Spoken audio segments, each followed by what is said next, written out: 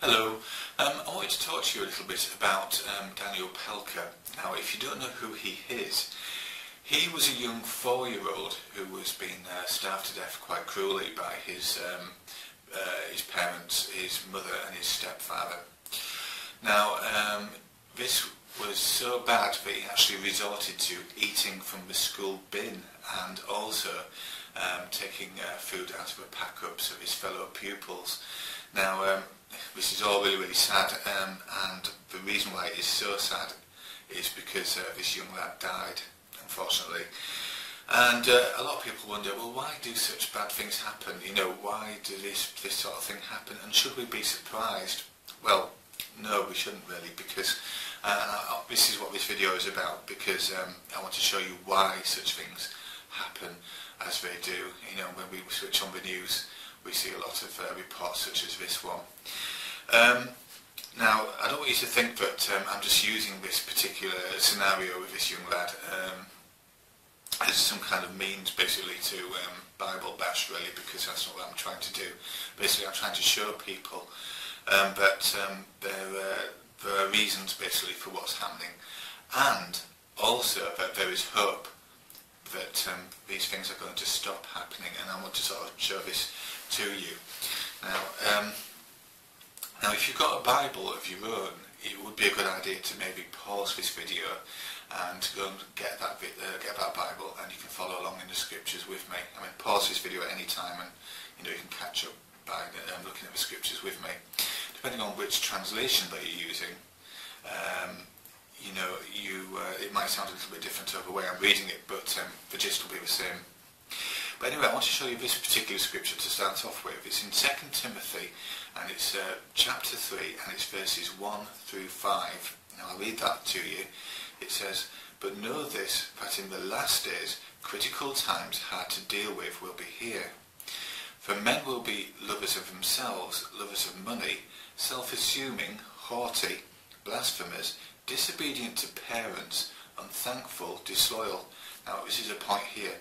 "Having no natural affection, not open to any agreement, slanderers, without self-control, fierce, without love of goodness, betrayers, headstrong, puffed up with pride, lovers of pleasures rather than lovers of God, having a form of godly devotion, but proving false to its power, and from these turn away." So we can see there that this particular passage was pointing to the times that we're living in now, what was identified in verse 1 as the last days. And so we shouldn't really be surprised that we see such really cruel people really there, because it's actually told us to expect it. Now, you might wonder, well, why is there such cruel people about? And well, you don't need me to tell you basically that everybody is imperfect. But, and I want to show you another scripture. This is in Romans chapter 5, verse 12. Right. Now it says here, "That is why, just as through one man sin entered into the world, and death through sin, and thus death spread to all men, because they had all sinned." Now, that is a reason really for why we might all irritate one another. But this particular case with this young lad, Daniel, he wasn't really subject really to imperfection. He wasn't, this didn't happen as a result of imperfection really. It was downright evil, to be perfectly honest. And although imperfection plays a part with all of us and all of the things that go wrong in the world today, this was because of another reason really, and I want to show this to you. It's actually found in Revelation, which is at the back of the Bible, and it's in chapter 12.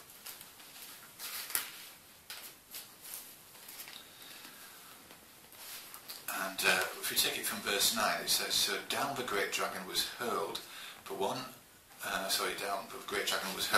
the original serpent, the one called Devil and Satan, who is misleading the entire inhabited earth. He was hurled down to the earth, and his angels were hurled down with him."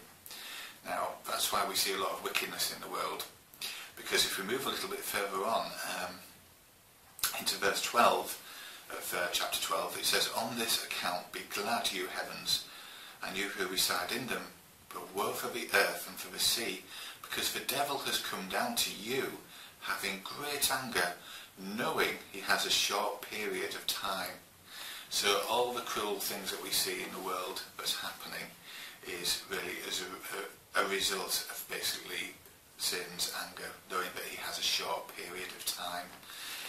And so referring to my notes here, there's another scripture actually I would like to show you from there, and so just referring back to verse 9, it says, "So down the great dragon was hurled, the original serpent, the one called Devil and Satan, who is misleading the entire inhabited earth." Now, so he was ousted out of heaven, and basically is now on the earth, and he's basically trying to cause as much problems as he possibly can. And isn't that just the way? Don't we just see that for ourselves? So if we look at Matthew 24,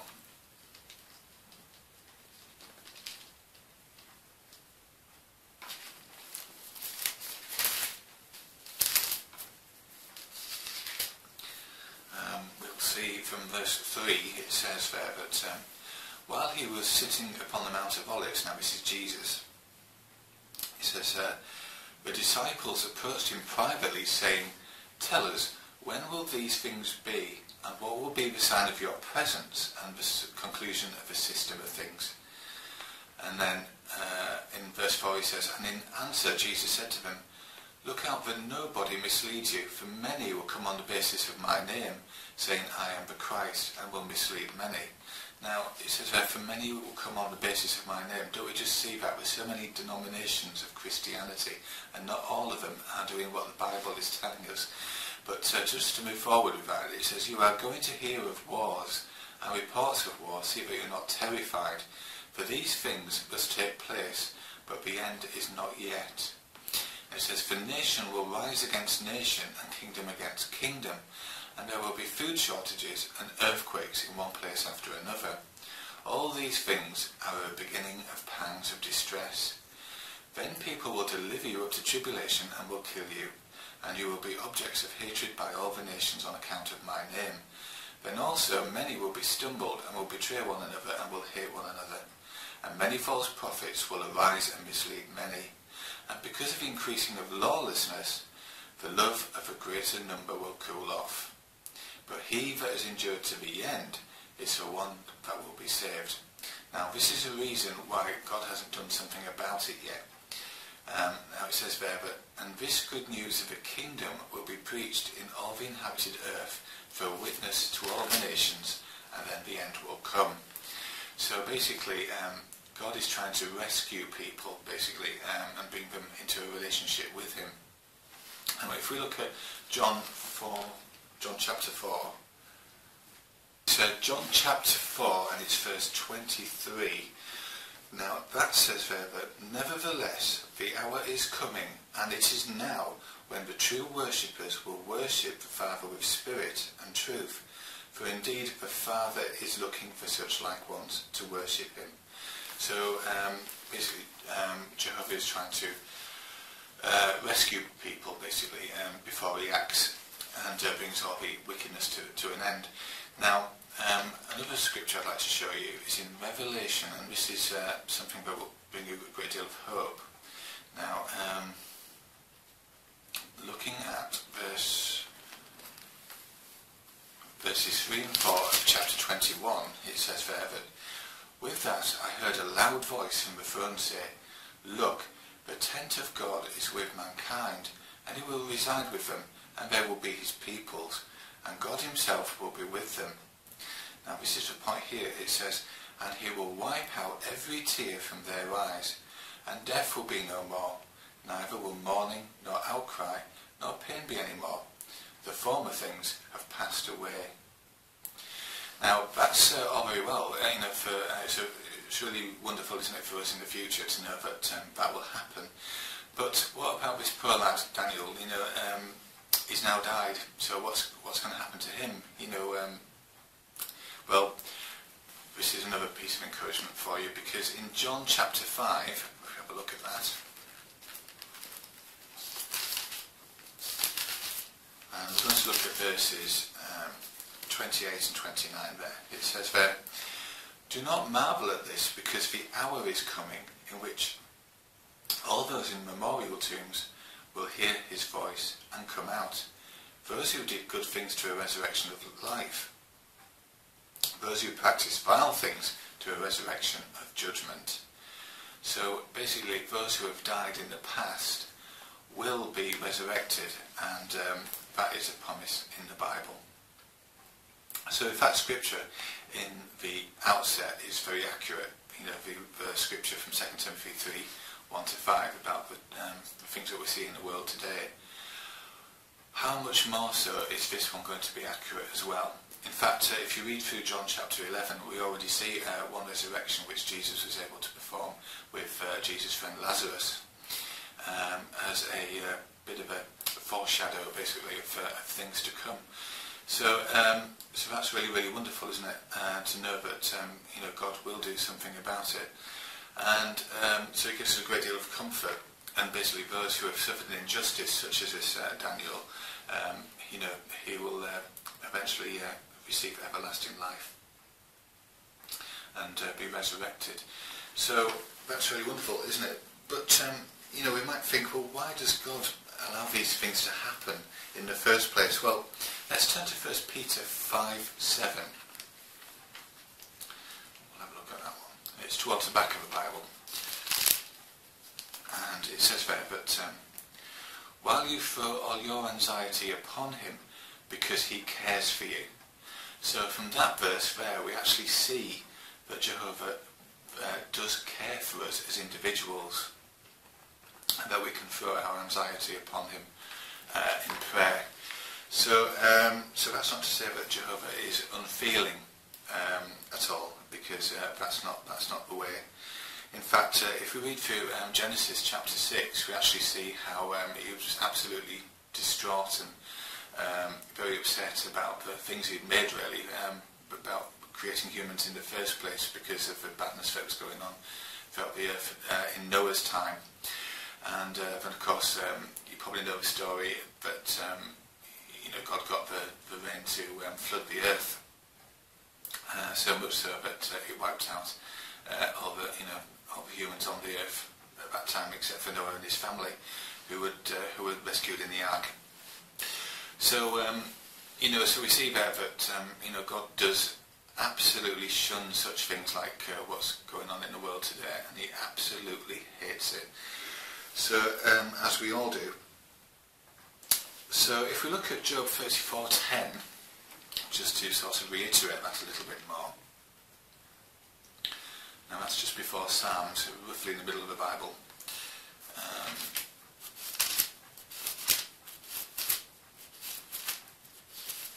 34:10, it says there, "Therefore, you men of heart, listen to me." Now this is a point. "Far be it from the true God to act wickedly, and the Almighty to act unjustly." So we should never ever blame God really for the things that go on in the world today.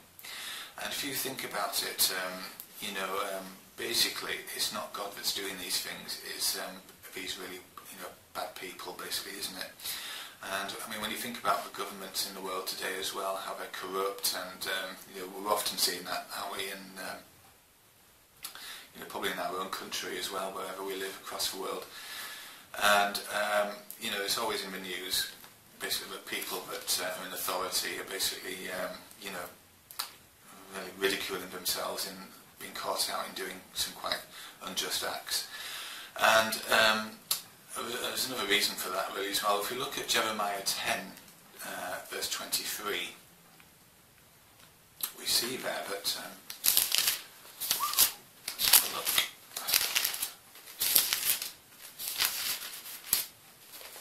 It tells us there, "And I know, O Jehovah, that to earthly man his way does not belong. It does not belong to man who is walking even to direct his step." So that's why these governments can't really solve out all mankind's problems.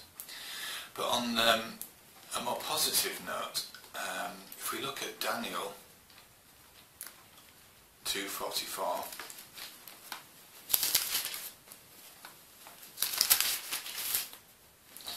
and it says there, "But in the days of those kings," that's the governments that we see today, "the God of heaven will set up a kingdom that will never be brought to ruin, and the kingdom itself will not be passed on to any other people." And it says here that it will crush and put an end to all these kingdoms, and it itself will stand to times indefinite. So these corrupt governments aren't going to last very much longer, because they will be overtaken by God's government, as it were, his kingdom, which will be a lot more better from the governments that we're used to now. So, which doesn't take a lot of doing really when we think about it, but there we are. So I wanted to point that one out to you. But in the meantime, God does give us the strength to endure such things, if we ask him to do that for us. Now, if we look at 1 Corinthians, that's in the Greek scriptures at the back of the Bible. There we are, and we'll look at, it's actually 10:13 we're going to look at. Chapter 10, verse 13. Now here's an encouragement to us, because no temptation has taken you except what is common to men, but God is faithful, and he will not let you be tempted beyond what you can bear, but along with the temptation he will also make the way out, in order for you to be able to endure it. So God will strengthen us to endure such trials when we face such things.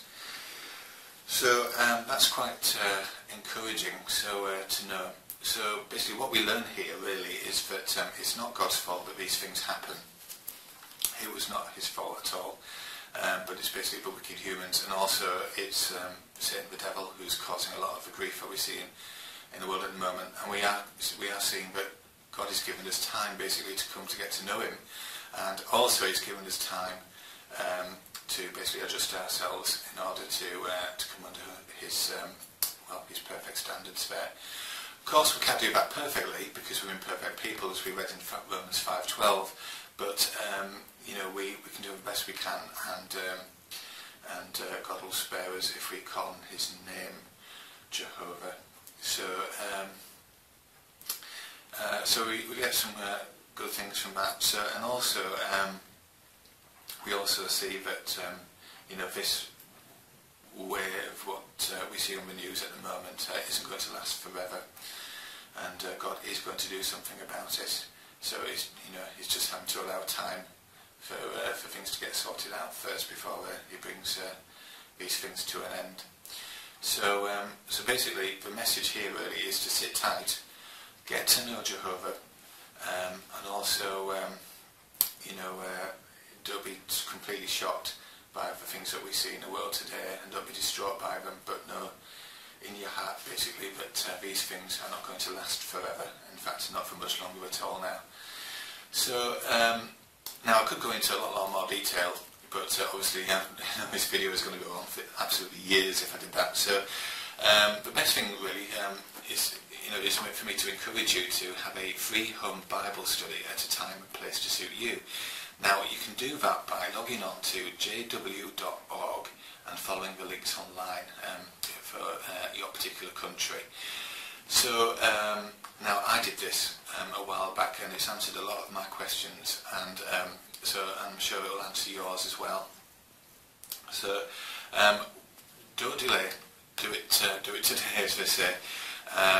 Now don't just take my word for it, because I want you to find these things out for yourself. Now there's no obligation to it, but do try and find these things out for yourself, and and see for yourself if it's true. There's a scripture in the Bible, I can't remember where it is now, but it talks about proving these things to yourself by studying the scriptures, and the more you get to know the Bible, the more it starts to make sense to you really. And but don't take my word for it. Find out for yourself today. So I hope you enjoyed this video. I've enjoyed doing it. Thank you very much for everything. Bye for now.